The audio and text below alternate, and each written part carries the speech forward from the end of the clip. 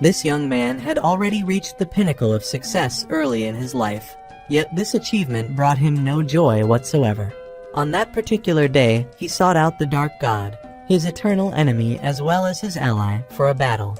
It was clear that the Dark God stood no chance against him. In its dying breath, the Dark God, furious, demanded to know why he had come to slaughter its kin. Why he seemed so detached, as if there were no reason at all. After slaying the Dark God, he picked up an item. It dropped a reincarnation magic stone. It was time for him to end this tedious life. Rewinding time a bit, he was once a humble office worker in Japan named Yuri. His first reincarnation into this world happened when he was 30 years old. This world, where magic that only existed on television was real, fascinated Yuri. He dedicated himself to tirelessly practicing various types of magic until he was recognized as a magic emperor, unbeknownst to him. For his second reincarnation, having mastered magic, Yuri decided to master the sword. He trained hard and defeated the magic emperor, just as before, until he realized that everyone now regarded him as the sword saint. Is standing at the pinnacle supposed to be enjoyable? Not at all. It was incredibly boring instead. His days were filled with nothing but monster hunting, and at some point, the very people he protected began to see him as a monster. Fed up with this life, Yuri decided to live true to himself in his third reincarnation. Yuri woke up in a dilapidated room, having just been reincarnated and remembering nothing. After seeing his reflection in a puddle of water, he began to piece things together. At that moment, a giant goblin appeared before him, with several smaller goblins around it. This made Yuri realize he was in a goblin den. The giant goblin questioned Yuri's presence there, unarmed and unarmored, insinuating if he intended to defeat them. This reminder triggered another memory, his previous life as the Sword Saint, who could wield any weapon. Yuri picked up a wooden stick from the ground, and instantly, his brain recalled all the skills from his past life. When he began to fight, Yuri didn't need to do anything special. His body moved on its own, attacking the goblins and showcasing Yuri's terrifying strength. The large goblin, now terrified, ordered its minions to retreat immediately. A thought flashed through Yuri's mind, suggesting he should not let them escape. He charged forward, slaughtering them all. There were only a few goblins, but if he allowed them to flee and they returned with reinforcements, it would be troublesome. After annihilating the goblin group, Yuri finally had a moment to review his situation. In his previous life, he was the Sword Saint, and before that, the Magic Emperor. He remembered all his skills, a rare occurrence since, as the Sword Saint, he had not recalled any of the Magic Emperor's skills. After the battle, Yuri began to check his items, surprised to find that his new companion was a slime. Having just defeated the entire goblin horde, Yuri picked up some of their useful items. Among the loot was a rusty sword, which he picked up to examine.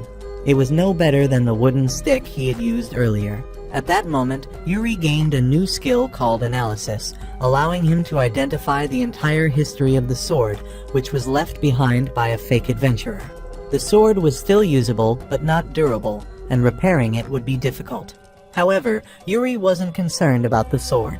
He was more interested in his new skill, which could analyze anything around him, a very convenient ability, albeit currently in the middle of a forest surrounded by nothing but trees and grass, which bored him. It seemed like he might need to find a village to explore. Suddenly, a slime popped out from the bushes, confusing Yuri. He pointed his sword at it, ready to attack, but stopped himself, noticing that the creature didn't seem hostile. Yuri offered the slime a piece of dried meat, which it happily ate without any sign of suspicion. Shortly after, Yuri acquired another new skill called Taming. The appearance of the skill board floating in mid-air intrigued him, though he couldn't physically touch it. After finishing his immediate tasks, Yuri considered finding a village, but then he noticed the slime seemed reluctant to leave him, perhaps due to the taming skill enabling him to understand the emotions of magical beasts. It must be fate, Yuri thought, and decided to name the slime Lime. From that moment on, Lime would be Yuri's companion. Although Yuri was unsure if Lime would be of any assistance, the slime had become his first friend in this new world. That evening, Yuri had yet to find a village, forcing him to spend the night in the forest. Using a wooden board and a stick, he struggled to create fire, puzzled as to why he couldn't ignite it using a method he remembered from his past life. It took an exhausting effort before Yuri finally managed to start a fire, subsequently gaining a new fire magic skill. At that moment, Lime scurried over with a pile of dry wood for Yuri to burn. Together, they enjoyed roasting and eating meat, when suddenly, a loud noise startled Yuri. Using his analyze skill, he spotted a beastman being chased by a shadow monster deep in the forest. Yuri recalled that shadow monsters were weak against magic and debated whether he should save the man, especially since he had just acquired a new magic skill. Dismissing the thought that the man was training to gain a skill, Yuri approached him to offer his help. Without waiting for a response, Yuri turned back and unleashed his fire magic on the shadow creature, driving it away with his formidable power. After much effort, Yuri finally encountered someone who could speak. He couldn't let the man escape, following him until he was utterly exhausted. After a lengthy explanation, the man agreed to return to the campsite and share a bit of his story. Yuri initially thought the man was practicing to acquire a skill, but he explained that acquiring a skill required decades of training, not just running around. The only reason Yuri could gain skills so easily was because of his memories from past lives. Curious, Yuri asked why the man was wandering in the forest. The man became irritated, revealing he had been betrayed by his closest friend, who had left him in danger to escape. Just as he finished his story, the monster that had been pursuing him appeared. Yuri deliberately pretended not to see the approaching monster, but when it attacked, he had no choice but to retaliate. Pulling out his rusty sword, he infused it with mana, and with a single strike, he defeated the beast. However, the sword broke into pieces after the attack. After dealing with the creature, Yuri turned to look for the beastman, but he had disappeared. Yuri had hoped the man would lead him to the nearest village, but now he was left to find his way alone. The following morning, Yuri was busily dissecting the giant monster he had slain the previous day and dragged back to his camp. He managed to salvage a considerable amount of edible meat, though the task was laborious, especially since his sword had broken. Now, using a sharpened stone, he was almost done with the job. Upon waking up that day, Yuri discovered he had gained a new skill, realizing that normal activities in this body automatically granted him new abilities. The skill he acquired was called Attribute-less Magic, which sounded complex, and Yuri wasn't sure how to use it yet. However, he figured it might come in handy eventually. After finishing with the monster's carcass, Yuri found a large B-grade fire magic stone within it, likely valuable. He planned to trade it in town for some money. However, Lime seemed very interested in the magic stone. Considering Lime was his first and only friend, Yuri didn't mind giving it to the slime. Surprisingly, after consuming the stone, Lime's body grew larger, disappointing Yuri initially since he expected more than just a size increase. But then, Lime enveloped the carcass of the giant bird monster they had found, transforming into the shape of the creature. This transformation, allowing Lime to copy all the abilities of the monster, genuinely astonished Yuri. He mounted Lime, ready to start their journey to the nearest town by air, hoping this mode of travel would be faster. After a while, they finally approached the first town. Yuri realized that landing in the town with Lime in its current formidable form could terrify the townspeople. So, Yuri decided to land on an empty plot of land a short distance outside the village. He then asked Lime to revert to its original form. Surprisingly, Lime could do even more. It shrank to the size of a mouse, allowing Yuri to hide it in his clothing. Now, it was time to enter the town, which, according to the beastman from the previous day, seemed to be the trading town of Ridial. As Yuri walked through the town, he noticed a lack of vitality among the townsfolk, who all wore serious expression. A vendor calling out to sell cold drinks caught Yuri's attention. Since his reincarnation, he hadn't had a single sip of water, prompting him to inquire about the price. One large jug of water cost 300 gil, and Yuri, unsure of how much money he had taken from the goblins, handed over all his coins, only to find he could afford just a small cup. Complaining about the high price, the vendor pointed him towards a well at the edge of town, explaining that the constant sunshine and lack of rain had depleted the town's water supply, making water a precious commodity, especially for those with water magic like herself. Realizing why the town seemed so lifeless, Yuri refused the vendor's offer to trade a large cup of water for his clothes, deciding he would never buy water again. He then approached the well and used his water magic to fill it up and splash water around for everyone to catch, leaving the vendor speechless. To Yuri, what he did was no different from what the vendor could do with water magic. Now dealing with hunger, Yuri, tired of eating the meat from the giant bird monster, sought something different to eat. However, he had no money left. He found a muscular man named Alex and asked if there were any jobs available. After some thought, Alex gave Yuri a task related to a stone in an empty lot. Alex, a carpenter, was working on a construction project for a noble family on that piece of land. 2 days prior, a landslide had caused a massive rock to fall right onto the site where Alex needed to work. After a lengthy explanation, it was clear to Yuri that all he needed to do was move the rock. Approaching the boulder, Yuri placed his hand on it and began channeling magic into it, leaving Alex utterly confused. Once enough magic was infused, Yuri warned Alex to step back, and the moment he finished speaking, the giant rock exploded into smaller pieces, making it much easier to transport elsewhere. With that, Yuri had successfully helped Alex with his problem. Turning back to the main issue at hand, Alex began considering what profession would suit Yuri, given his strength. The idea of becoming an adventurer came to mind. Adventurers earn rewards by taking on various quests, enjoying the freedom to do what they like without being beholden to anyone. It was an attractive prospect for someone seeking freedom and variety in their work. Yuri quickly decided that he wanted to become an adventurer, and humbly asked Alex to lead him to the Adventurers Guild.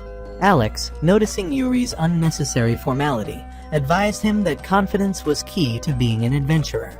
It was important to respect others, but there was no need to place anyone above oneself. Following this advice, Alex led Yuri to the Adventurers Guild to see what being an adventurer entailed. Now, Yuri was about to discover the tasks and challenges that come with the adventurous life. Stepping into the Adventurers Guild for the first time left Yuri in awe. The place was not only stunning and luxurious, but also filled with so many novelties that he had never seen before. The scenery and the atmosphere gave Yuri a very unique feeling. It wasn't long before some people noticed Yuri, realizing that they had never seen him around before and quickly deducing that he must be a newcomer. They approached him, offering him a role as a porter for their team. Remembering Alex's advice not to let others bully him, Yuri immediately rejected the offer, determined not to serve or work for anyone else in his new life. Yuri then sought out the guild's receptionist to register as a member. The receptionist first inquired about Yuri's experience, as the guild had recently reformed its policies and could no longer accept inexperienced adventurers. She asked Yuri to list some of his achievements. With a history as rich as Yuri's, ranging from being a sword saint to a demon emperor, he had plenty to share but chose to keep those tales to himself. Noticing Yuri's hesitation, the receptionist offered another challenge, stating that possessing just one rare skill would be enough for admission. Yuri, having an abundance of skills, was unsure which ones were considered rare. At that moment, Galio, the guild master, stepped in. He was hesitant to accept Yuri, fearing that a seemingly weak applicant could tarnish the guild's reputation. However, the receptionist felt it would be unfair to send Yuri away empty-handed. Eventually, they decided to use a device designed to measure the magical power within an individual. Yuri was simply required to channel his magic into the device, with a reading above 30 ensuring his acceptance as an adventurer. The appearance of the device piqued the curiosity of the other adventurers, who gathered around to watch. Yuri realized then that within this guild, unless you were part of a team, rivalries were inevitable, especially among the strong. To avoid becoming a target, he knew he had to assert his strength from the start. He questioned Galio about the device's capacity to handle high levels of magical power before beginning his test. The readings climbed steadily and showed no signs of stopping until the device exploded, leaving everyone, including Galio, absolutely astounded and speechless. Yuri's ability to destroy the device was proof enough that he was eligible to participate in a final test. Galio asked Yuri to follow him, and although Yuri had no idea what the test entailed, he was curious to see what it was all about. This would be the ultimate test, and if Yuri could pass it, he would officially become an adventurer. Galio led Yuri to the backyard, where a crowd had already gathered, all of whom saluted Galio upon his arrival.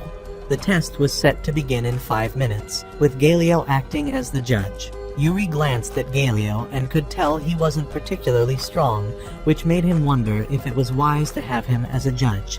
However, Yuri quickly dismissed this thought, reminding himself not to judge others by their appearance, as subjective biases could be a person's greatest enemy. At that moment, a young girl approached Yuri and introduced herself as Phil, expressing her desire to get to know him. After learning Yuri's name, Phil smirked, finding his name unusual as no one around had such a name. Yuri inquired about Phil's experience, learning that this was her 8th attempt, not out of addiction to competing, but because she had failed all previous attempts in every category. Phil warned Yuri to be wary of the elderly Galio, noting that the difficulty of the tests had significantly increased since Galio became a judge. Yuri had already sensed this, especially after the magical power measuring device incident. The first test was a swordsmanship challenge where the contestants would face Galio directly. Yuri observed quietly, analyzing both Galio and the contestant. The decisive factor turned out to be the quality of the swords. Those whose swords were broken by Galio lost the match. When it was Yuri's turn, he realized he hadn't brought a sword with him, so he borrowed the broken sword from the first contestant. As the test began, Galio charged at Yuri, who simply stared him down, causing Galio to freeze in fear. This was a natural human instinct to become paralyzed when faced with danger. Using his agility, Yuri effortlessly moved behind Galio and pointed the broken sword at his neck. After just a few moves, Galio conceded, acknowledging his defeat. Following this contest, Yuri learned that Galio had taken a leave of absence due to illness, and another judge had replaced him, leading to all contestants passing the first round.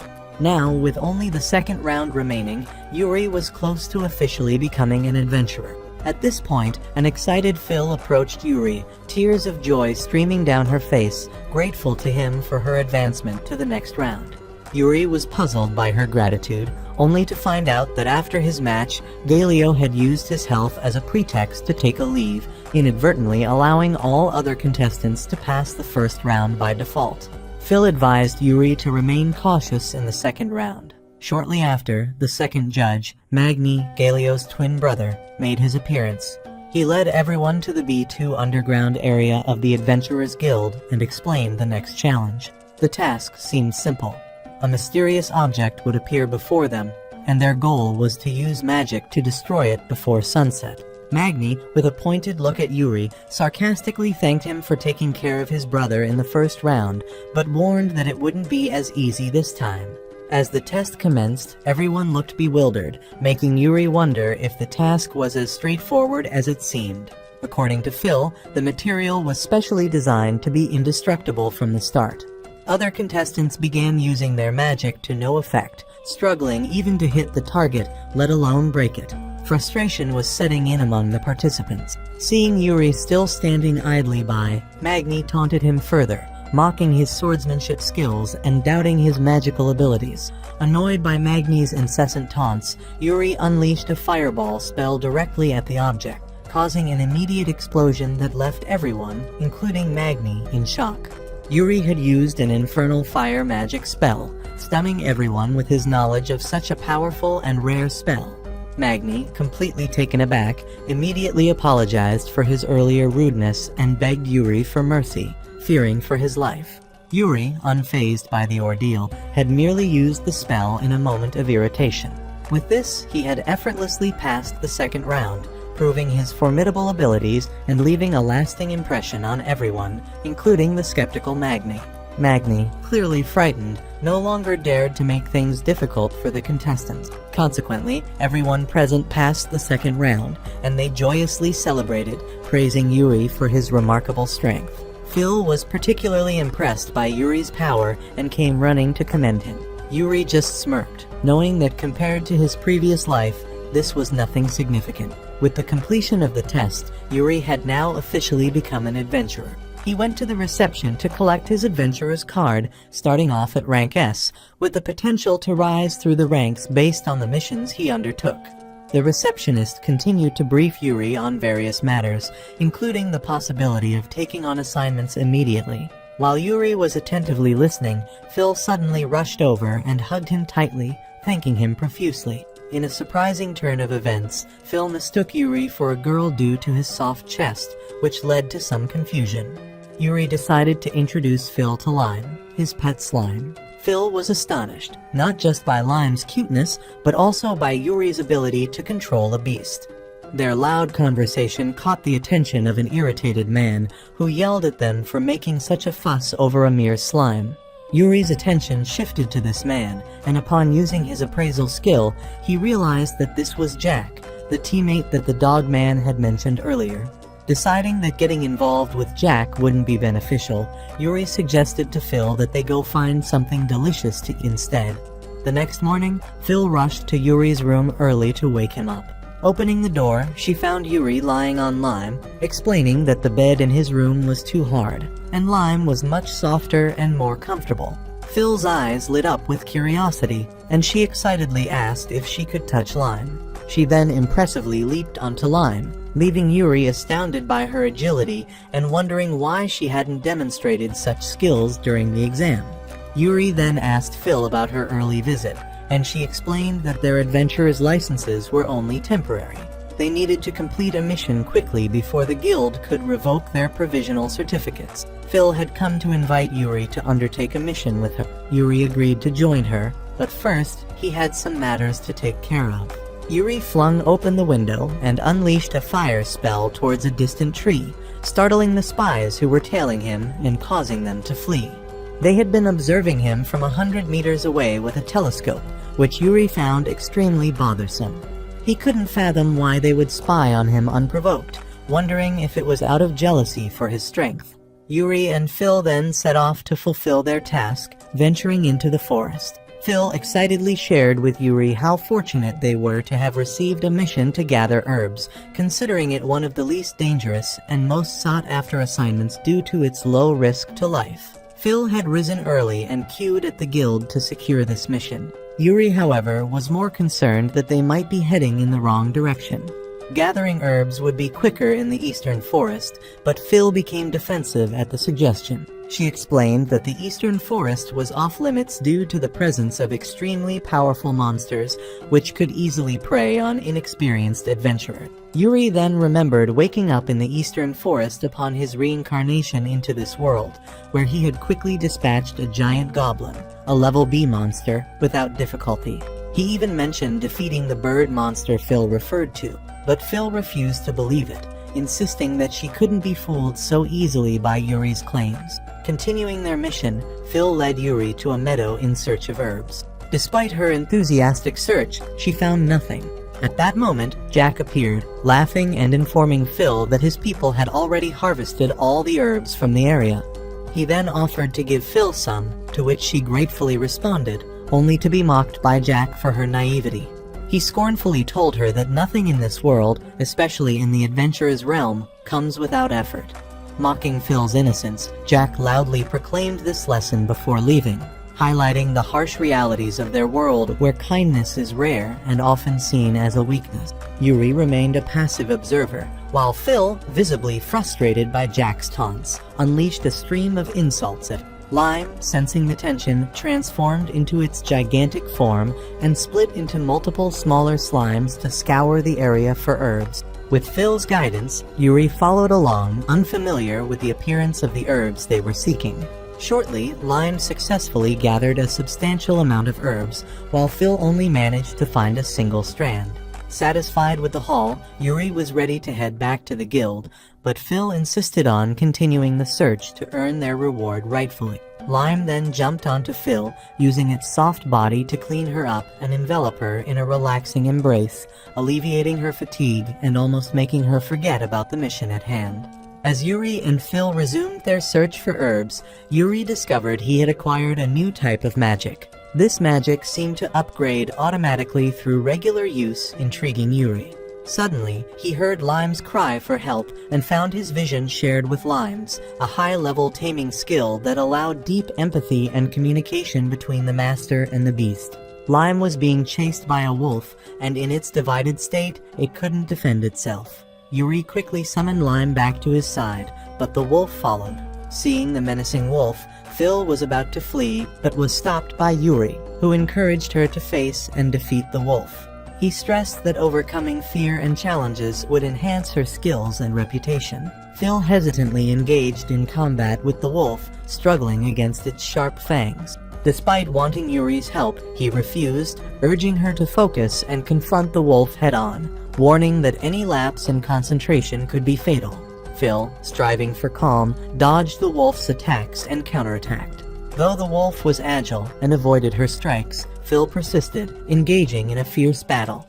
Yuri, still just an observer, noted Phil's quick movements despite some errors. He recognized that among all the contestants from the previous test, Phil had the greatest potential for rapid growth, reinforcing his belief in her capabilities. Phil continued her struggle with the wolf, nearly stumbling at one point, but was timely assisted by Lime.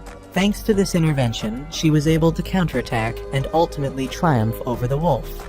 Elated, she turned to share her victory with Yuri, only to be struck by fear as the sound of approaching beasts grew louder.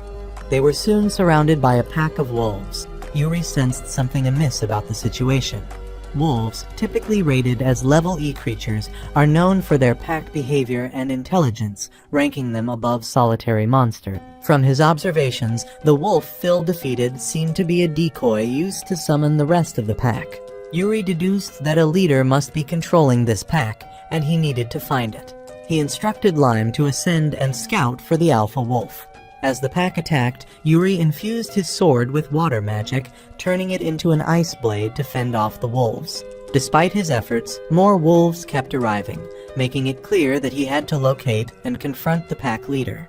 Enhancing his sword with more magic, Yuri bought time for Lime to locate the alpha.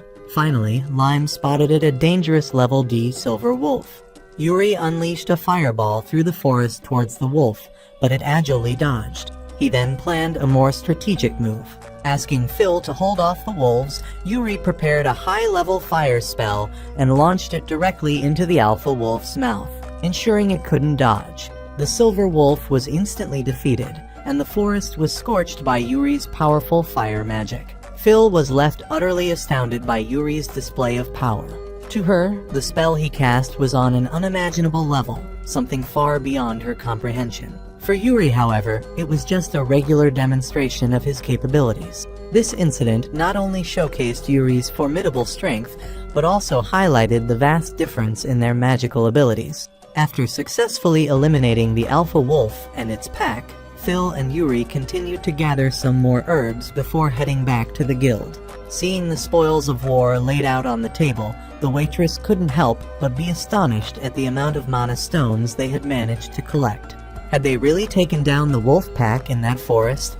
It was truly beyond surprising. The two had only taken on their first commission task and had already defeated the wolves, even though their mission was to collect herbs, not to engage in combat. With such an achievement, Phil was inevitably going to be promoted to an official adventurer, no longer a trainee. Next, it was Yuri's turn. From his spatial storage, a heap of herbs covered a section of the floor. Astonishingly, among Yuri's herbs was a grade B wind mana stone. The high-level appraiser was flabbergasted. He remembered this wind mana stone being inside the silver wolf, the ruler of the northern forest. Could Yuri have defeated it? Yuri, with a nonchalant expression, answered everyone. As night fell, he kept the guild's adventurers busy.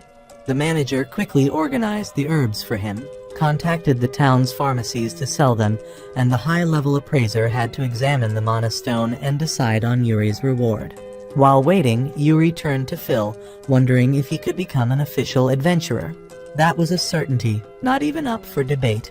Yuri might even get a double promotion, a rarity in the guild. Just then, the manager rushed out to inform Yuri that, with his achievements, he had been promoted 4 ranks at once, from grade S to B. He was about to proceed with the paperwork when Yuri stopped him. Yuri didn't want the promotion at all, as high-ranking adventurers often get summoned for mandatory tasks, and Yuri did not want to be ordered around. He wished for a life of freedom. After that, he and Phil departed, leaving the manager in awe. Having worked there for 20 years, he had never seen someone as uninterested in rank as Yuri. On his way home, Yuri started pondering over what to do with his earnings from the mission. With the monostones sold and the herbs accounted for, Yuri had been recognized as an official adventurer. He thought maybe splurging a bit to celebrate wouldn't be too bad. Just then, Yuri stumbled upon a tavern and decided to enter. Upon opening the door, the bartender, surprised and excited, called out to Yuri, who didn't recognize him at first. It was Pancho, the dog beastman from the eastern forest, which puzzled Yuri even more since Pancho was known as an adventurer. Pancho's demeanor fell as he explained that he had retired from adventuring, as his role had largely been reduced to carrying luggage rather than actual adventuring. Deciding to quit, Pancho had started a new chapter of his life running this tavern. Pancho then served Yuri a seafood dish, which was unquestionably delicious. Pancho's culinary skills were well developed from his time managing logistics for his adventuring team, making him an excellent chef. As they enjoyed the meal, Pancho mentioned Yuri's adventuring work, noting that many in the tavern were talking about him. He cautioned Yuri to be careful, warning him about Jack, a figure who had been implicated in the recent decrease of adventurers in town. According to Pancho, Jack was eliminating adventurers to reduce competition and increase the demand for his services. Suddenly, Yuri pushed Pancho aside as an axe was swung down at the counter, revealing an assassin proclaiming his intent to kill Yuri. Yuri, remaining calm, planned to take down the assassin quickly to avoid damaging the tavern. Using his teleportation skill, he moved behind the assassin, wielding a bottle of wine as a weapon. Impressively, the assassin anticipated Yuri's move and counterattacked, but when he tried to strike Yuri, his axe shattered upon contact because Yuri had enchanted it with magic beforehand. Yuri then used a freezing spell on the assassin and delivered a finishing blow. The news of the assassin's defeat quickly reached Jack, signaling the end of the encounter and adding to Yuri's growing legend. Enraged by the failure of his hired assassin, despite the considerable sum he had spent, Jack was fuming when a mysterious figure appeared, laughing at the sight of someone making things difficult for Jack. This person appeared suddenly, and Jack, startled, drew his sword, pointing it at the newcomer, who then vanished only to reappear behind Jack, advising him to calm down.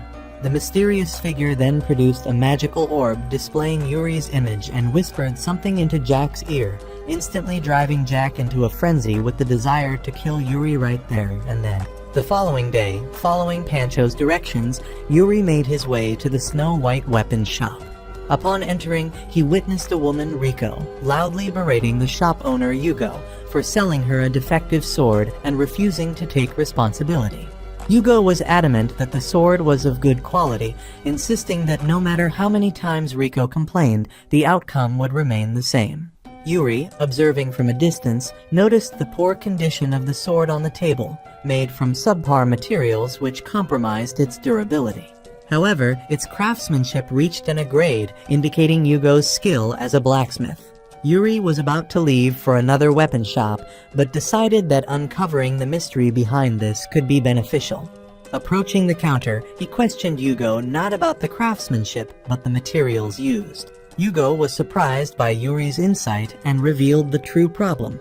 No one in town could produce a quality sword anymore because a golem tribe had taken over the quarry where blacksmiths sourced their materials 2 months prior. Despite posting a request to the Adventurers Guild, there had been no response, forcing them to import materials from a neighboring village at exorbitant prices, making it impossible to meet Riko's demand for a quality sword at her price point. Yugo's lengthy explanation tired Yuri, who summarily concluded that the solution was to eliminate the golems. If no one else would take on the mission, he would.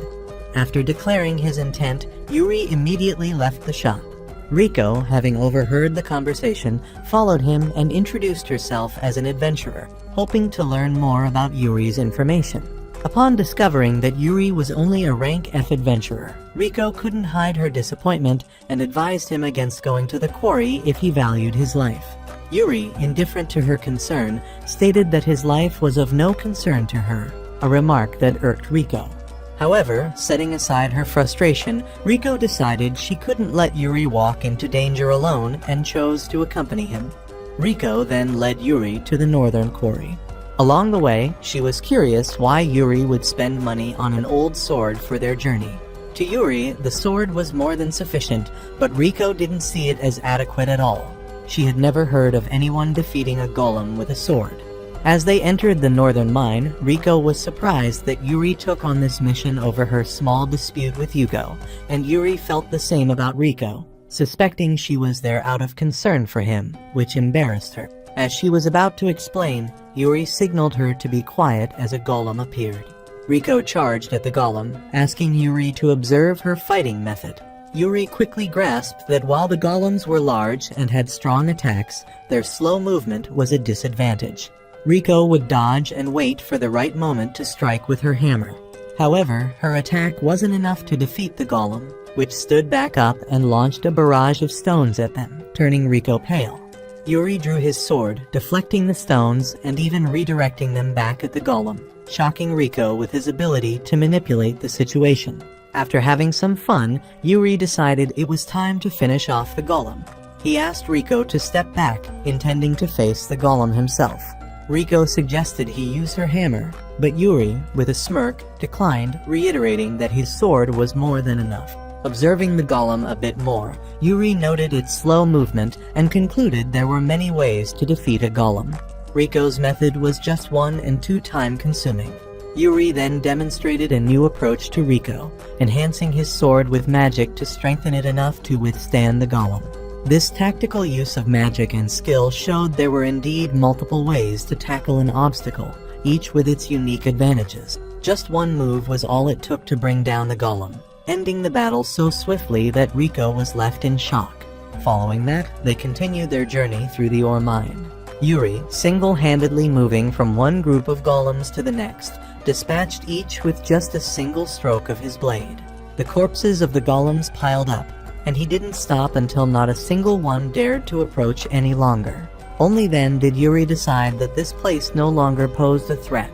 They had accomplished their mission. Afterward, Yuri collected the materials dropped by the golems. He planned to bring the magic stones back for Lime, and the iron ore for Mr. Yugo. The more Riko thought about it, the more puzzled she became, leading her to directly ask Yuri who he really was. She challenged the idea that he could be a rank F adventurer, as it seemed impossible for someone of that rank to defeat a group of golems with just a blunt sword. Yuri didn't have time to explain to Riko, as at that moment, Jack and his team appeared. The fact that Yuri could defeat Joker and the golems proved he was no ordinary person. In the end, Jack spitefully remarked that Yuri was just a detestable person, which irritated Riko, especially when Jack, appearing out of nowhere, insulted them and threatened to kill Riko as well. Reaching her limit, Riko didn't care who he was anymore and drew her hammer, ready to fight. Yuri quickly summoned Lime to stop Riko and took her out of the dungeon, opting to confront Jack's group himself. Before the fight, Yuri wondered why they persistently interfered with him, only to realize that he was a thorn in their side. Everything related to Yuri infuriated them. Jack had strived to be an adventurer, but in a world where the strong prey on the weak, he was once tormented by a more skilled adventurer. It was only after gaining enough strength to corner his tormentor that Jack realized even the strong fear death. To survive, he believed he had to stand above everyone else. Yuri's presence as an annoying adventurer who could complete tasks that Jack couldn't was something he could no longer tolerate, prompting him to order his followers to attack Yuri. Yuri gradually understood their emotions, realizing that in the end, they were still the weaker ones. He swiftly defeated Jack's subordinates, yet somehow they managed to stand back up. Upon checking, Yuri found they were in a berserk state, no doubt due to some trickery from Jack. The solution seemed clear: take down Jack. At that moment, Yuri unlocked a new type of magic, wind magic. Distracted by this discovery, he was temporarily subdued, allowing Jack to attack with magic. However, Yuri quickly retaliated, unleashing a powerful gust of high-level wind magic. The fierce tornado that erupted from Yuri ensnared Jack, lifting him and his followers into the air, spinning them before slamming them into the rock walls. This was enough to knock them all out, ending their berserk state. With the immediate threat neutralized, Yuri called out to someone hiding in the shadows, challenging their attempt to remain unseen. To Yuri's surprise, this person, introducing himself as Nero, stepped out to applaud Yuri's performance and hoped Yuri would remember his name. Nero, emerging from the shadows, was evidently of a different caliber than Jack's group, operating on another level altogether. Yuri realized it was Nero who had induced the berserk state in Jack's group. He pondered whether to attack Nero directly. Nero then gave Yuri two choices: join his gang or die there. As Yuri considered his options, he felt a strange sensation, eventually recalling he had encountered Nero in a past life when Yuri was a knight facing numerous troubles with his group. To verify his suspicion, Yuri mentioned a unique feature of Nero's group: a number tattooed on the hand. Nero's surprise at Yuri's knowledge led him to reveal his own number, indicating Yuri was once part of this group in his past life. Yuri, curious whether the number still marked him after reincarnation, removed his gloves to check, knowing that if the number was indeed eternal, it would remain with him even through reincarnation. Yuri's number was 0, a revelation that cast a serious shadow over Nero's face, and Yuri's as well, for he remembered that the leader of this organization bore the number 1. This meant Yuri had no choice but to face his demise here, as the bearer of number 0 was destined to be a hindrance to Nero's organization. Nero attacked with surprising speed, initially overwhelming Yuri. However, Yuri quickly adapted his strategy, using magic to hinder Nero's movements. He unleashed a combination of fire, wind, and water magic in a continuous combo, rendering Nero unable to dodge. Nero, who had not anticipated Yuri's ability to wield 3 different elements, was quickly immobilized and frozen, unable to continue the fight. After dealing with the trouble Nero had caused him over the past few days, Yuri decisively finished him off. Miraculously, Rico was waiting outside the mine, unsure of Yuri's fate. After a while, Yuri emerged unscathed, to Rico's relief. He promptly returned to Mr. Yugo with the valuable materials he had gathered. Mr. Yugo began crafting a sword for Yuri, producing a rank B greatsword that, due to the quality of the craftsmanship and materials, could easily have been considered rank A or higher. Yuri was concerned about the cost, but Mr. Yugo laughed off the notion, stating that failing to craft a sword for Yuri would tarnish his reputation. He revealed that the sword was made not only from the materials Yuri provided, but also from valuable items from his own store, which he gave to Yuri for free as a token of gratitude for clearing the mine of golems. Before Yuri left, Mr. Yugo thanked him again. Stepping outside with his new sword, Yuri breathed in the fresh air and unlocked a new skill: advanced swordsmanship. Just then, Phil and Rico came running over to join him. The 2 girls were not romantically involved with Yuri, but their misunderstanding of each other's intentions caused Yuri to laugh. Sometimes, life throws unexpected events our way, but Yuri found that the life of a rank F adventurer wasn't bad at all. He vowed to protect this life at all costs, embracing the unexpected friendships and adventures that came with it. It has been a month since Yuri reincarnated into this world. He has made many friends and embarked on countless adventures, gradually becoming familiar with this town. Somehow, he has become the town's quintessential F-rank adventurer. One day, Yuri went to the guild to meet Miss Gales and accept a quest. This time, it wasn't about gathering herbs anymore. Yuri wanted to take on a more challenging conquest quest. So, Miss Gales presented him with a goblin subjugation task. Goblins were the first monsters he encountered upon reincarnation, but this was his first time undertaking such a mission. Seeing Yuri's hesitation, Miss Gales advised that if it was his first time on such a quest, he should form a team, as numerous unexpected situations could arise during the mission. Teamwork would increase their survival chances. Heeding the advice, Yuri posted a notice seeking team members and arranged to meet at the fountain in the afternoon. Upon arrival, he found a man and 2 women waiting on a bench. After verifying their information, Yuri greeted them. Team leader Rit, on behalf of the 2 ladies, introduced themselves to Yuri and explained the rules. The rewards would be divided equally among the 4 members, and any valuable items found would be sold and the proceeds shared. Yuri agreed, but Rit's attitude quickly changed when he learned Yuri was only an F-rank adventurer. He disdainfully threw Yuri's guild card into the fountain and left. Yuri, unfazed, was retrieving his card when Riko arrived. Together, they decided to proceed with the mission. On their way, Riko explained the mission regulations to Yuri.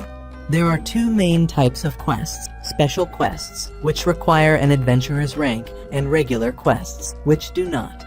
The ones who rejected and disrespected Yuri were just being rude. Soon, they encountered 2 other adventurers who were also on a goblin quest, but had found no goblins and suggested Yuri and Riko look elsewhere.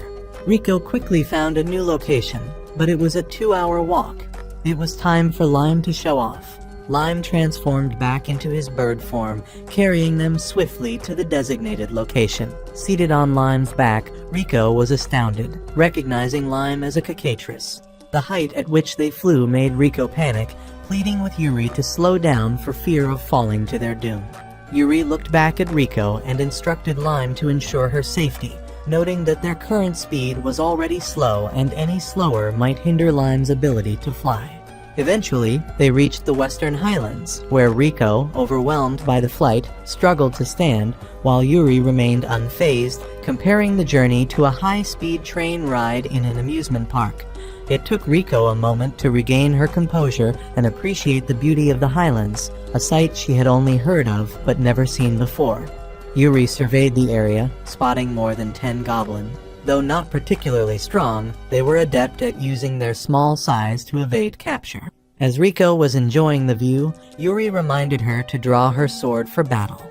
An arrow shot from the bushes was intercepted by Yuri, revealing the goblins' strategy of using the darkness and the beautiful scenery as a cover for their attacks. This picturesque landscape had become home to the goblins, who began to emerge from their hiding spots. Yuri let Riko take the lead in the fight, supporting her from behind with enchantment magic that significantly increased her speed.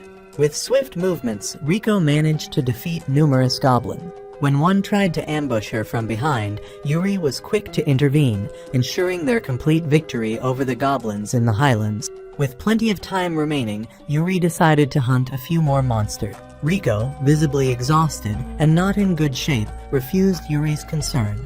However, Yuri wasn't easily fooled and used a skill to appraise Riko, discovering she had been poisoned. It was puzzling how Riko had been poisoned, prompting Yuri to inspect her injuries and find a minor cut on her ankle caused by a sneak attack from a goblin.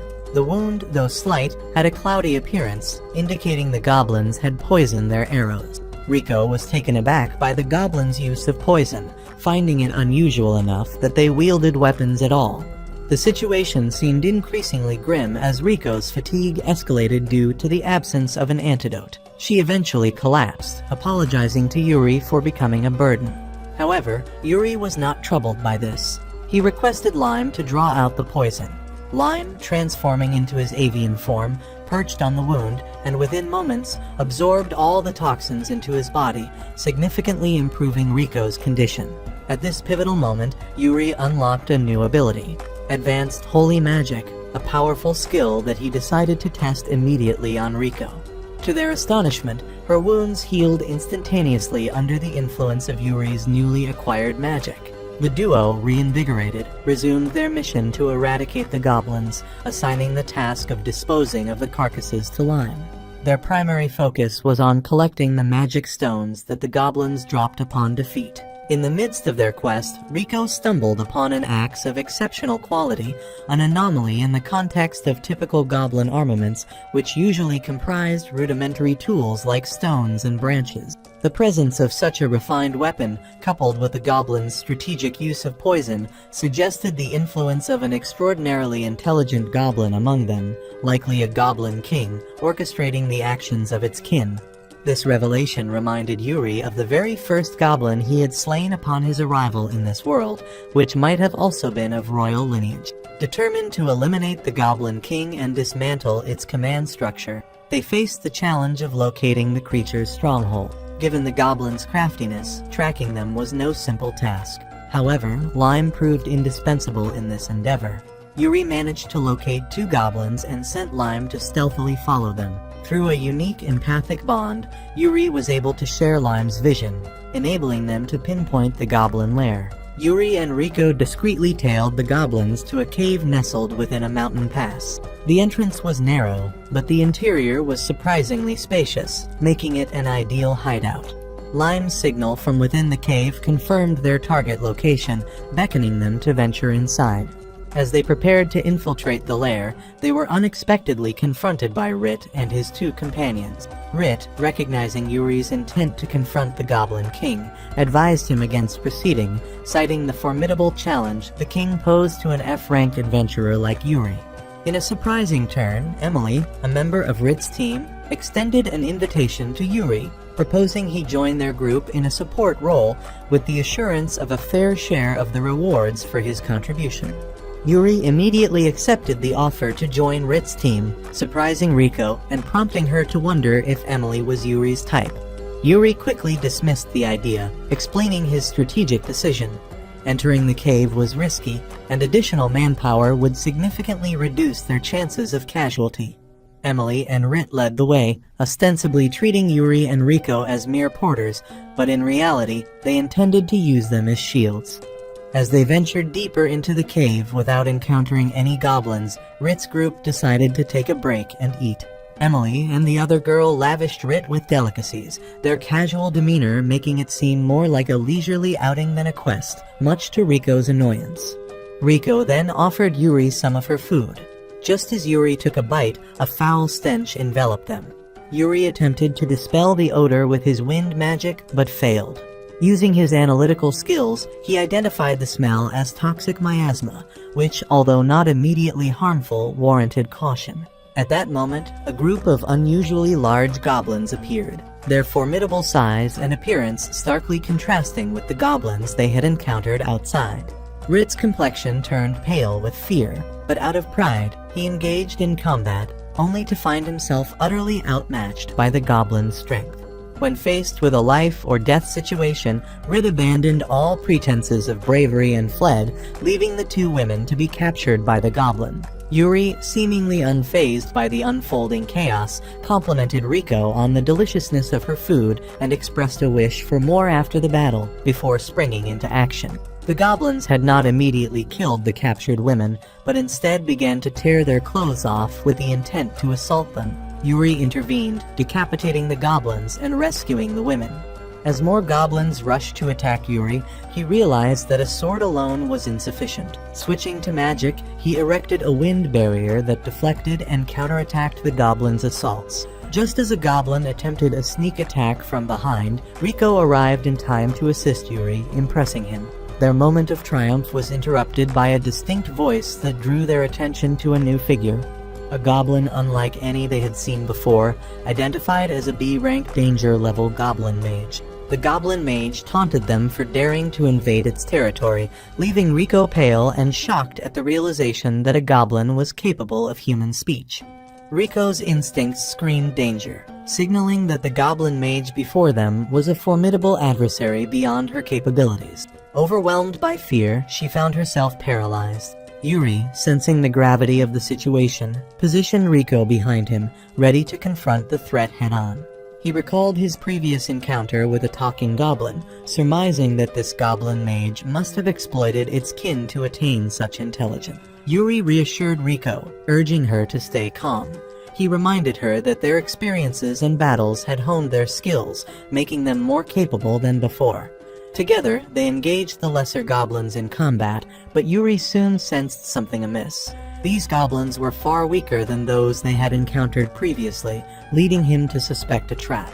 His suspicions were confirmed when the goblin mage burst into laughter, revealing that the lesser goblins were merely a decoy. As a dense fog enveloped them, Yuri felt his body temperature rise, a clear sign of a cursed magic at work, corroding his body and robbing him of his sight. In this dire moment, Yuri unlocked a new skill, a high-level curse magic that he immediately turned against the goblin mage, reversing the effects of the curse and condemning the mage to a painful demise. After the mission, Yuri and Riko returned to the guild to claim their reward. Rit had fled the cave in terror, while the two women, though physically unharmed, were left shaken by Rit's betrayal. Yuri found himself on a fishing mission, accompanied by Battist, a middle-aged man who had once been an adventurer himself. Injuries had forced Battist into retirement, but he chose to stay connected with the adventurers community, enjoying their company and sharing his fishing expertise with Yuri. Their conversation was pleasant and informative, enhancing Yuri's fishing skills. As Yuri sat fishing, he relished the freedom and tranquility of the moment, a stark contrast to the monotonous and stressful life he had left behind in his previous world. Lost in thought, he was taken by surprise when a fish bit the bait. The fish was large, forcing Yuri to enhance his fishing rod with a skill to successfully reel it in. Battist explained that what they were experiencing was known as double catch in fishing terms, where a second fish preys on the first one hooked. He urged Yuri to reel in the catch quickly before it got away. With a strong pull, Yuri brought the fish to the surface, revealing it to be a shark. The sight sent Battist and the others fleeing in terror, but Yuri, unfazed, skillfully halved the shark with a single stroke of his sword and continued fishing. Shortly after, Emily and Musil came looking for Yuri. Their perspective changed after the incident with Rit. They realized that one should not judge others by their appearances, and that a strong man like Yuri was more to their liking. They offered to assist Yuri with his tasks, to which he agreed, asking them to bait the hooks. The sight of wriggling worms in the bait box, however, horrified them, and they ran off, leaving Yuri to handle the tasks alone. Just as Yuri was settling into his solo mission, Phil arrived early in the morning, surprised that Yuri seemed unaware of the day's schedule. She explained that it was the monthly training session for adventurers, a mandatory event that Yuri found bothersome. Despite his inclination to skip the session, avoiding it could result in the revocation of his adventurer's license. Reluctantly, Yuri agreed to attend with Phil, but first, he had to deal with some rats. Sensing a murderous intent from 100 meters away, Yuri launched a fireball in that direction. This time, his target was prepared and quickly evaded the attack. Despite the enemy's efforts to remain hidden, Yuri's keen senses uncovered his presence, impressing even his adversary. The enemy then dispatched number 230 to deal with Yuri, confident in his minion's abilities and believing that his pet alone could destroy Yuri. Upon arriving at the Adventurers Guild for the training session, Yuri was navigating through the crowded training ground when a young girl called out to him to move aside. Everyone recognized her as the Thorny Goddess, but Yuri was clueless about her identity, much to Phil's astonishment. Phil found herself once again in the position of having to enlighten Yuri. The Thorny Goddess, a B-rank adventurer who had earned her position through her own abilities, was highly respected by her peers. She was assigned as the trainer for the day's session. Standing before the group with a look of disdain, she expressed her frustration at having to train F-rank adventurers, which bruised the pride of many present. When one of them verbally retaliated against her, she promptly subdued him with a display of her formidable strength. The Thorny Goddess then challenged the others to attack her, but despite their efforts and coordination, they all ended up defeated. It was at this point that she took notice of Yuri and Phil, impressed that they hadn't reacted impulsively to her provocation. Deciding to personally instruct them in swordsmanship, she asked them to follow her to the northern forest. Phil pointed out that by taking them for personalized training, the Thorny Goddess was neglecting the rest of the group. The goddess, however, was unconcerned, asserting that only those with potential deserved her time. She believed that the others needed to self-reflect and recognize their weaknesses instead of reacting impulsively, warning that such behavior could be fatal during mission. Arriving at the training location, each of them was given a bronze sword, similar to the one the Thorny Goddess wielded. She demonstrated her skill first, effortlessly slicing through a tree trunk with a single strike. Next was Phil's turn. Lacking swordsmanship skills, she struggled to replicate the feat. Her initial failure was expected, but it was an opportunity for her to exert effort and improve. Despite multiple attempts, Phil couldn't make a significant impact on the tree. Then came Yuri's turn. Holding the sword, he felt a surge of excitement about this exercise, having not engaged in such physical activity for some time. In the past, he often damaged swords due to his inability to control his energy output. This was an excellent opportunity for him to practice controlling his power.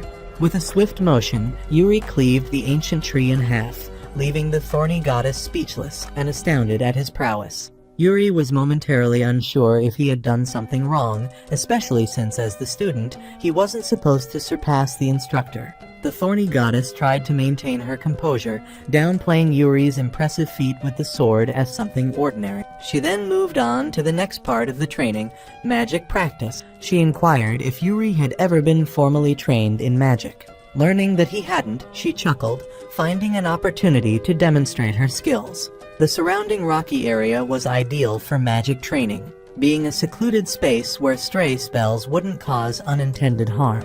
Demonstrating her technique, the thorny goddess approached the largest stone, infused her sword with fire magic, aimed, and released it. The resulting explosion was massive, leaving a huge hole in the stone and impressing Yuri with her prowess. Indeed, she lived up to her status as a B-rank adventurer. The thorny goddess emphasized the importance of imagination in magic, explaining that for high-level adventurers like herself, continuous practice and innovation of new techniques were crucial. This approach resonated with Yuri, reminding him of his training methods in his previous life. She then invited Yuri to practice. Following the techniques taught by Aisha, Yuri infused his sword with fire magic and released it, creating a blast far more powerful than Aisha's, leaving the thorny goddess astonished. However, the force of Yuri's attack caused a landslide, sending rocks tumbling towards them. Yuri quickly conjured a wall of ice to stop it, but it proved ineffective. Phil and Aisha huddled together in fear, with Aisha urging Yuri to flee. Yuri, feeling responsible for the situation, refused to leave. He reasoned that if one wall of ice couldn't stop the landslide, multiple walls might.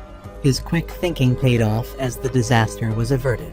Aisha, now deeply curious about Yuri's identity, questioned who he really was. Yuri casually brushed off the inquiry, maintaining that he was just an F-rank adventurer, as he had previously introduced himself. This left Aisha returning home in a state of disbelief, unable to comprehend the day's events and Yuri's true capabilities. After completing his mission that morning, Yuri decided to visit Pancho's shop, where he was warmly welcomed and treated to a special dish of bullfish salad, a fish Yuri had caught during a previous mission. This was his first time tasting bullfish, and Pancho shared that while delicious, they were challenging to catch. Fortunately, their price had recently dropped, likely due to a skilled fisherman entering the scene. Pancho then brought up Aisha, revealing a past closeness with her. He was surprised by her rise to her current status, acknowledging her talent but also noting her slight arrogance. Pancho half-jokingly suggested that Yuri might help temper Aisha's pride. At that moment, a new customer, Rose, entered the shop. Pancho seemed to know Rose, who greeted him warmly and inquired about the business before sitting next to Yuri. As Rose ordered, he asked Yuri about the up-and-coming adventurer everyone in the guild was talking about, only to realize he was sitting right next to him. Rose was surprised by Yuri's unassuming appearance, mentioning that Aisha had spoken highly of him. Yuri responded amiably, while Pancho grew pale, seeing Yuri's casual interaction with Rose, who was not just any adventurer, but the strongest rank adventurer in town. Rose didn't dwell on the formalities, echoing Aisha's sentiments that Yuri was a genuinely kind person. He then got straight to the point, seeking Yuri's help for a dragon-slaying mission. Pancho, looking pale, tried to intercede on Yuri's behalf, pointing out that Yuri was only an F-rank adventurer, and that the mission was too dangerous. Rose, however, dismissed Pancho's concerns, asserting his seriousness and recognizing Yuri's potential as comparable to a rank adventurer's. Rose shared concerning news from the Adventurers Guild about a recent incident so severe that it resulted in 4 out of 5 injured adventurers dying due to the lack of immediate medical attention. This prompted the guildmaster to suspend all quests within a 50 km radius. Only one adventurer, a C rank, survived the ordeal, highlighting the gravity of the situation and the potential dangers of the upcoming mission. The survivor from the C-rank adventurers team recounted their harrowing encounter with a ferocious dragon, a story that resonated with Pancho, who remembered similar tales of a dragon whose presence drastically altered the ecosystem of its territory, turning it into a haven for monsters and a hunting ground for adventurers. Rose sought Yuri's opinion on joining the mission to tackle this dragon, but the discussion was interrupted by Chloe's objection. Chloe, skeptical of Yuri's abilities due to his F-rank status, openly criticized Rose for considering Yuri for such a perilous task. She introduced herself to Yuri, mentioning she had heard of him through Aisha, and expressed disbelief in whatever had convinced Aisha of Yuri's competence. Chloe firmly stated that she wouldn't allow an F-rank adventurer like Yuri to join their team. Rose, increasingly frustrated, reminded Chloe that an adventurer's rank wasn't the sole measure of their capability. Undeterred, Chloe proposed a challenge to Yuri, channeling 30% of her power into a plate and stating that if Yuri could withstand her attack, she would accept him into their team. Failure would mean Yuri had to leave them for good. Yuri accepted the challenge, astonishing Chloe by stopping the plate in front of him, neutralizing her mana infusion, and then nonchalantly returning it so that it flew past Chloe and embedded itself in the wall. Rose laughed heartily at this display, pleased to have found a formidable member for their team. He again asked Yuri for his decision. Despite Yuri's reluctance to engage in such a dangerous mission, especially given the expectations surrounding an rank adventurer's request, he felt compelled to accept, knowing that refusing might complicate his future in the town. Consequently, Yuri agreed to join the mission, albeit with reservation. At the western gate of the ancient city of Lydia, following Rose's instructions, Yuri ventured there early the next morning to gather. Shortly after, Rose appeared, and his team consisted only of Aish and Chloe, one A-rank adventurer and 2 B-rank individuals. This team was quite strong, indicating that everything would likely be fine. Once assembled, they all set off together. Despite being an A-rank adventurer, Rose couldn't manage to find a decent carriage. It was too small to fit Yuri, Chloe, and Aish comfortably. Due to the cramped space, Chloe and Aish ended up arguing loudly, while Yuri tried his best to endure it.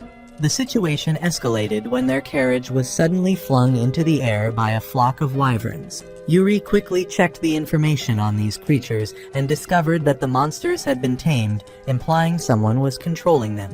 While Yuri was still piecing things together, Aish and Chloe had already sprung into action, battling the beastly horde. Just as they finished off one group, another flock approached. Rose delegated tasks, assigning Chloe and Yuri to deal with the left flank, while he and Aish took the right. Yuri, attempting to strategize with Chloe, found her increasingly irritable. Though Rose might have had a high opinion of Yuri, Chloe certainly did not. She just wanted Yuri not to get in her way. Chloe unleashed a basic water magic spell, Ice Cannon, to bombard the wyverns.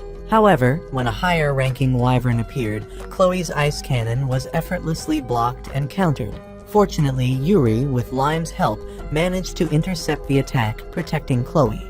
Chloe then resorted to an intermediate water magic spell, hurling a massive ice block at the wyvern. But due to the great height, the force of the ice was diminished, not enough to bring it down. That was until Yuri charged forward and struck the wyvern down with a single blow, leaving Chloe utterly astonished. To Yuri, it was nothing out of the ordinary, but for Chloe, it was anything but. After completing their task, the two quickly returned to Rose's group. True to being an A-rank adventurer, Rose and Aish had taken down twice the number of monsters compared to Yuri and Chloe, including 2 high-ranking wyverns among them. Despite the urgency, Rose gathered everyone to focus, deducing that the wyverns were being controlled. This revelation shocked Chloe and Aish. Controlling a B-rank beast was no small feat. Yuri quickly agreed with Rose's assessment. However, another issue arose: their mode of transportation. The wyvern attack had severely injured their horse, likely beyond recovery. Traveling by foot to their mission location would take about 2 more hours, a delay Yuri wanted to avoid at all costs. He considered asking Lime to transform into a bird monster to carry them swiftly to their destination, but feared it might terrify them. Instead, Yuri opted for a simpler solution. He approached the injured horse and cast a high-level healing magic spell. instantly healing all of its wounds, to the group's amazement. Rose then took a moment to advise Yuri. He acknowledged Yuri's strength, but cautioned against the public use of sacred magic, as it was exceedingly rare and one of the most valuable schools of magic. Using it openly could attract unwanted attention, and in the worst-case scenario, Yuri could be captured and used as a weapon of war. Yuri understood why Riko was surprised by his use of sacred magic before. He scoffed at Rose's concern, stating that if someone were injured in front of him, he wouldn't hesitate to use his powers to save them. Chloe grew more puzzled about what kind of person Yuri was, while Rose admitted that time would tell, as he was wondering the same thing. Yuri's actions earned his teammates' trust, marking the beginning of a new journey for him. As the group resumed their journey on horseback, Rose sensed something odd and signaled Yuri to speed up. They finally arrived at their mission location, only to find it desolate. Dismounting, they proceeded on foot, unaware of when they would encounter the dragon demon. As they ventured further, monsters began to attack, seemingly controlled by the demon's mind, making them much more aggressive. While fighting, Rose observed this behavior, about to warn the others when a tremendous pressure enveloped them. The dragon demon had appeared, its presence causing them to tremble with fear. Rose quickly raised his shield to protect the group as the dragon demon roared, causing him to go pale. Yuri activated his analysis skill, identifying it as the roar of the dragon demon. This roar could knock out weaker adventurers, and even Rose, Chloe, and Aisha were trembling in fear, indicating the dragon demon was more powerful than them. A loud laugh diverted their attention to Zark, who had been waiting for Yuri's arrival. The roar had no effect on Yuri, proving he was worth Zark's time for a game. Zark ordered the dragon demon to attack Rose, but Yuri stepped in to block the attack, charging at the demon and slicing it into pieces. However, the dragon demon didn't die because it was already dead. Its body parts reassembled and continued to target Rose's group. Yuri had to use sacred healing magic on them, and at that moment, the dragon demon reacted as if it was afraid of the sacred magic. Yuri then realized that entities of death fear sacred magic, so he unleashed his high-level sacred magic to purify the dragon demon. Now came the real challenge, defeating Zark, who must be stronger than the dragon demon to control it. Zark leaped down from the cliff to face Yuri, intrigued by Yuri's serious demeanor. Humans were always so weak, so whenever an adventurer like Yuri appeared, it thrilled Zark. But playtime was over, and Yuri's end seemed near. Zark attacked, but Yuri dodged, observing that while Zark's attacks were powerful, his movement was slow, which Yuri found manageable. Suddenly, the ground cracked open under Yuri's feet, surprising him with Zark's strength, possibly augmented by some lost strengthening magic. As Zark targeted Rose's group to force Yuri into a direct confrontation, Yuri stepped in front of Rose, buffing himself with various enhancement skills to counter Zark's punch. After a massive explosion, Zark was unharmed, but Yuri had injured his right hand, indicating the gravity of the situation. Zark was incredibly powerful. After enhancing his abilities threefold without any effect on Zark, Yuri realized he needed a different strategy. He summoned Lime to transport Rose's group to safety, focusing all his energy on a direct confrontation with Zark. Despite knowing his chances of victory were slim, Yuri decided to target Zark's back. He managed to land a hit, but it had no effect, and Yuri was violently thrown against a mountain. Zark laughed boastfully, declaring his body impervious to physical attacks, making it clear that Yuri's efforts were in vain. Yuri, now injured and running low on mana after extensive use of his powers, recognized this as his final opportunity. He resorted to his sacred sword technique, a skill capable of breaking through any defense. Skillfully dodging Zark's attack, Yuri delivered a powerful strike that successfully severed Zark's right arm. Zark screamed in pain, finally recognizing Yuri's true identity.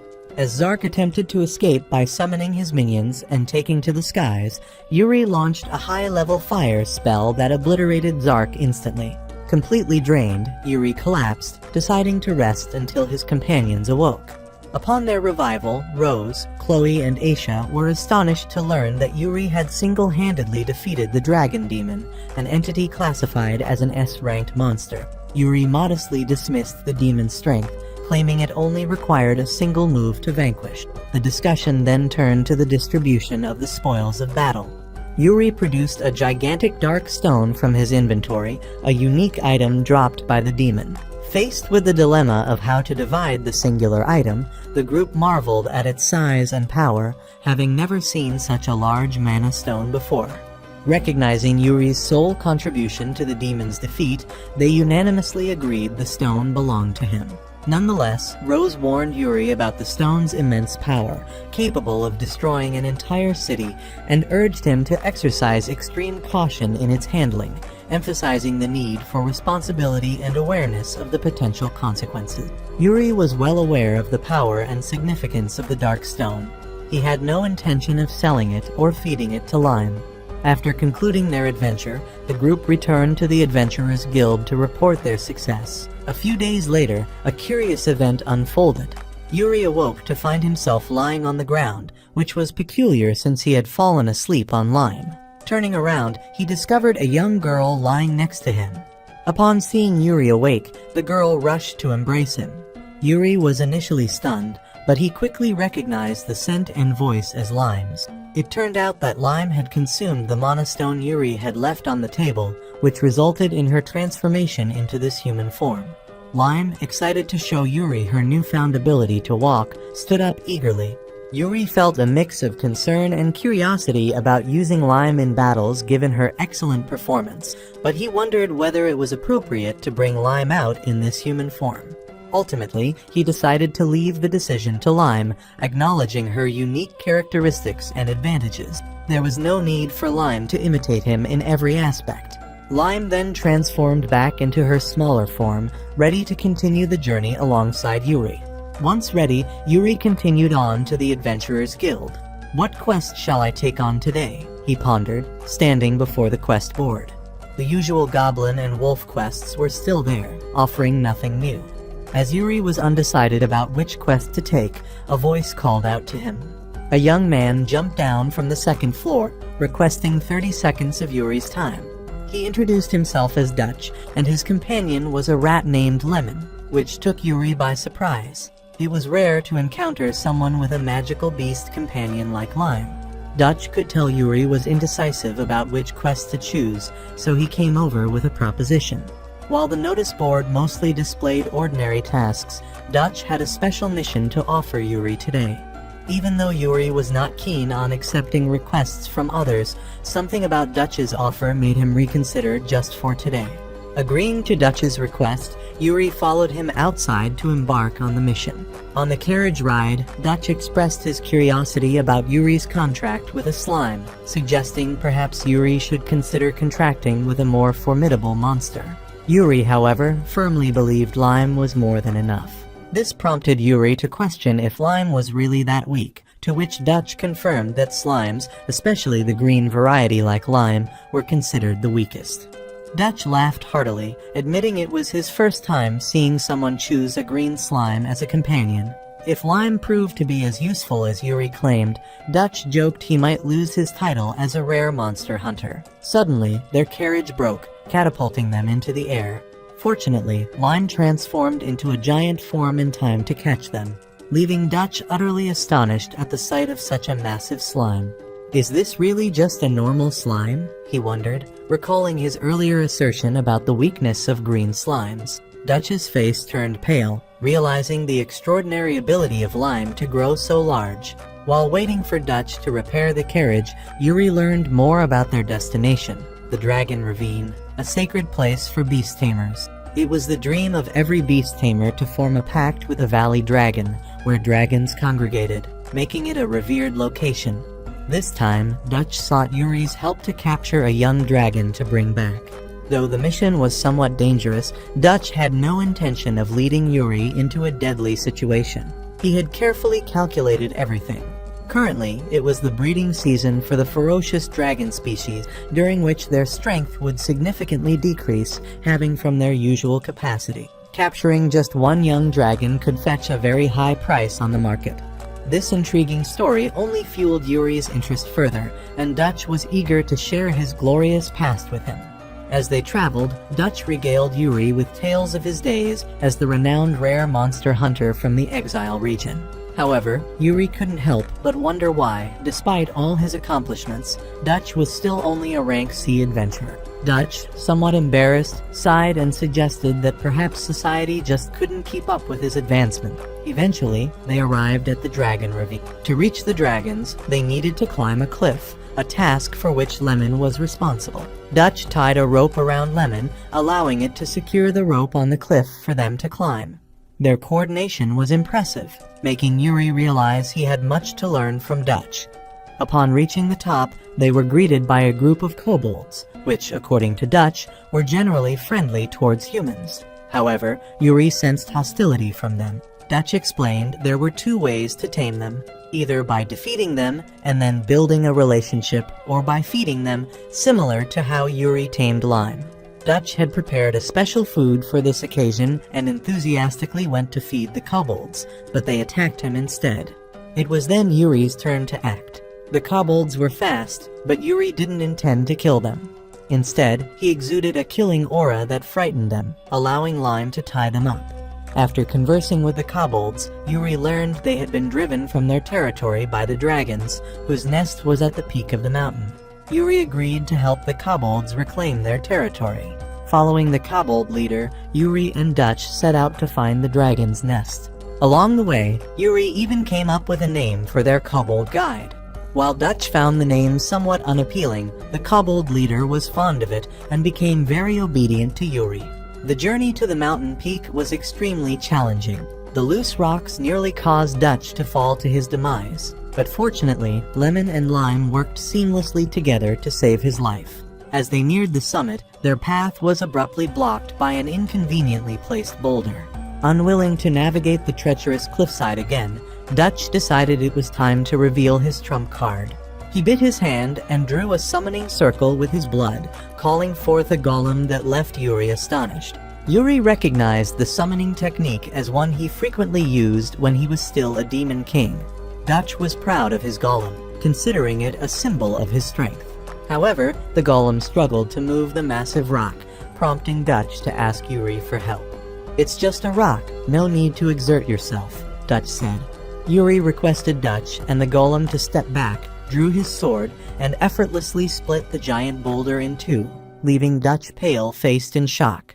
How can a beast tamer wield a sword like that? It was utterly illogical to Dutch, who had never heard of a swordsman who could also tame beasts. Typically, individuals would pursue only one profession their entire lives. Now Yuri understood why Pancho had mentioned that acquiring a new skill was challenging. People usually stick to one career. But Yuri was no ordinary person.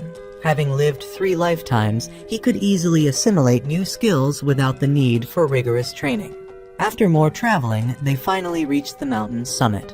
Before proceeding, Dutch took out some snacks to replenish Yuri's energy. At that moment, Yuri sensed someone approaching. It was Aisha, a rank B adventurer. Her appearance in such a place suggested she was there to hunt dragons. However, Aisha immediately corrected that assumption. She was there to regulate illegal dragon hunting. Dragon body parts are extremely valuable, used in weapons and jewelry, leading the guild to enforce strict rules on hunting these creatures. Thus, high-ranking adventurers like Aisha were tasked with patrolling areas where dragons are found. It was then that Aisha noticed Dutch and promptly exposed him in front of Yuri as a fraudster known for exploiting inexperienced adventurers for his own gain. Aisha's remarks made Yuri realize that the stories Dutch had shared were suspicious. Could it all have been a deception? At that moment, Dutch kneeled, pleading for forgiveness, insisting he hadn't done anything illegal. However, their attention quickly shifted as they were surrounded by a group of dragon hunters, which Aisha had mentioned earlier. Aisha was about to take action when Yuri stopped her, wanting to handle it himself. He summoned the kobold troop he had recently tamed, and in a single turn, they sent the hunters fleeing without pursuing them further. Dutch watched in awe, realizing that summoned creatures inherit a portion of their master's strength. The kobolds summoned by Yuri were exceptionally strong, indicating Yuri's own formidable power. Meanwhile, the defeated hunters reported back to their leader, who was furious to learn that they had been bested by a rank F adventurer. immediately putting them in their place. After dealing with the dragon hunters, Yuri and the group proceeded into the cave. Along the way, Aisha thanked Yuri for his assistance. Dutch was somewhat irritated by Aisha's continued presence, wondering why she was still following them even after the dragon hunters had been dealt with. Aisha explained that she still had tasks to complete and didn't fully trust Dutch. Moreover, she wanted to accompany Yuri, as he always managed to surprise her with his mastery of swordsmanship and magic, which seemed as effortless to him as spitting. Dutch was also surprised by Yuri's summoning capabilities, but Yuri remained unfazed, considering such feats to be quite ordinary. Suddenly, Dutch detected a peculiar smell, indicating they were near the dragon's lair. Excitedly, Dutch rushed ahead to investigate. The sight of the dragon's nest was overwhelming, offering a sensation unlike any other monster they had encountered. Dutch was primarily interested in the dragon egg. As he attempted to stealthily take an egg, his presence was detected, and a heavy killing intent emanated from the nest, turning Dutch pale. Even Yuri and Aisha were taken aback by the intensity of the malice, facing the most formidable creature since Yuri's reincarnation. Dutch, in a panic, pleaded with Yuri to help him steal the dragon egg and then flee. However, stepping into the dragon's lair, Yuri realized the selfishness of such an act. Dragon parents value their offspring immensely, and stealing their eggs merely because they are considered monsters is an utterly selfish deed. Aisha also advised Dutch to abandon such thoughts, explaining that dragons are highly intelligent creatures that would remember and hunt down anyone who steals their eggs. At that moment, Angus, the leader of the dragon hunters, appeared. He had arranged for one of his men to sneak up and restrain Yuri, mockingly taunting Aisha for working with a rank F adventurer. Now, with Yuri seemingly under control, Angus was curious to see what Aisha could do. However, Yuri quickly proved him wrong by breaking free and effortlessly defeating the man restraining him, followed by the rest of Angus's underlings. None could withstand Yuri's strikes. Angus, slightly more capable than his followers, managed to block Yuri's attack, surprising him. Yuri inquired about Angus, to which Aisha revealed that he was a former adventurer with strength comparable to young rank B adventurers. Realizing he couldn't overpower Yuri with physical strength alone, Angus resorted to using his last resort, a concocted potion designed to agitate certain monsters. He threw it at a dragon, intending to make it ferociously attack Yuri and Aisha. However, when the dragon's attack came, Yuri managed to block it, stunning Angus with his ability to even fend off the dragon's assault.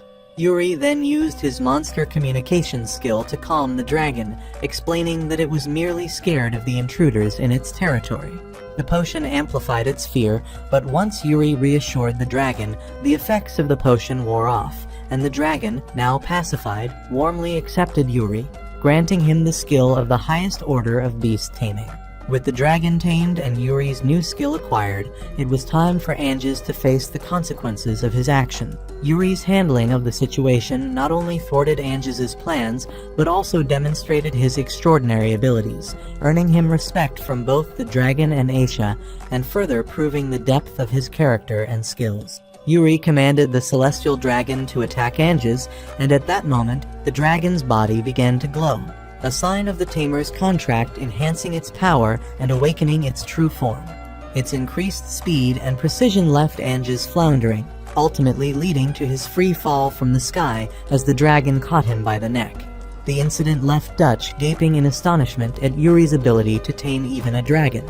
For criminals like Angus, justice demanded that they face legal repercussions. Yuri had lime-tied them all up, and Aisha planned to contact the guild for proper handling. She summoned one of her tamed birds to send a message back to the guild.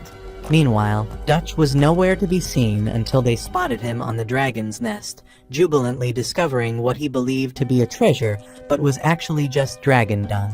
Yuri, upon analyzing it, decided to keep the truth from Dutch, respecting Aisha's suggestion. It seemed Dutch was in dire financial straits, and the realization that his treasure was worthless could drive him to despair. Feeling sympathy for Dutch, Yuri was approached by the celestial dragon, which offered him a dragon bone as a token of its evolution. Yuri generously passed this gift to Dutch, hoping it would aid in his financial recovery. With his high-level beast communication skill, Yuri successfully mediated between the kobolds and the dragon, facilitating an agreement for them to share the territory peacefully. Upon returning to the guild, Aisha, grateful for Yuri's assistance, shared the reward money with him. Before Aisha could leave, Yuri inquired about her past with Anges. She explained that despite their age difference, they were both promising adventurers who rose through the ranks together until Aisha advanced to rank B, a milestone Anges couldn't achieve, fueling his envy towards her. Yuri commanded the celestial dragon to attack him. At that moment, the dragon's body began to glow, a result of the beast tamer's pact, enhancing its strength and awakening its true form. The dragon, now faster and more accurate, lunged at Anges, who turned pale with fear. Unable to cope with the dragon's agility, Anges was caught by the neck and dropped from the sky. The battle was over. Dutch watched, mouth agape, in awe of Yuri's ability to tame a dragon. For criminals like these, justice must be served by the law. Yuri instructed Lime to tie them all up. Aisha decided to involve her guild in handling the situation, and summoned one of her tamed birds to send a message to the guild. It was then Yuri realized Dutch was missing. Dutch was actually on the dragon's nest, jubilantly finding something that made him leap for joy. Using his analyze skill, Yuri discovered it was just dragon dung, puzzled at Dutch's happiness. Aisha gestured to Yuri, suggesting it's best Dutch remains unaware of the truth. Dutch had been struggling with business losses and a massive debt. Learning the truth might drive him mad. Yuri began to feel sympathy for Dutch. The celestial dragon approached Yuri, seemingly wanting to communicate something. It offered the dragon bone from its recent evolution to Yuri, who then generously gifted it to Dutch. Next, there was the issue with the kobolds. Thanks to Yuri's high-level animal communication skill, he successfully mediated between the two species, leading them to agree on sharing their territory. Upon completing the mission, everyone returned to the guild. Since Yuri had assisted Aisha, she generously shared the reward with him. Before she left, Yuri stopped her, curious about her relationship with Anges. Aisha revealed that when she was a novice adventurer, Anges had saved her from danger. Despite their age difference, both were promising adventurers, rising together to rank C until Aisha reached rank B and Anges, consumed by jealousy, did not. So, Anges did some pretty disgraceful things, like bullying novice adventurers and stealing their money. When his actions were exposed, he was stripped of his license and vanished from the town. Aisha never expected to encounter him again in such a place. She knew that adventurers who went astray often joined the criminal underworld, and it seemed Anges was now working for someone else. Curiously, Aisha then turned the conversation back to Yuri. She felt that despite his childish demeanor, Yuri was incredibly strong, but that alone wasn't enough. There was a guild meeting next week, and Aisha insisted Yuri attend so she could train his spirit. Somehow, Anges had managed to survive. Severely injured, he struggled to find a place to heal. Being beaten by an F-rank adventurer was a stain on his life.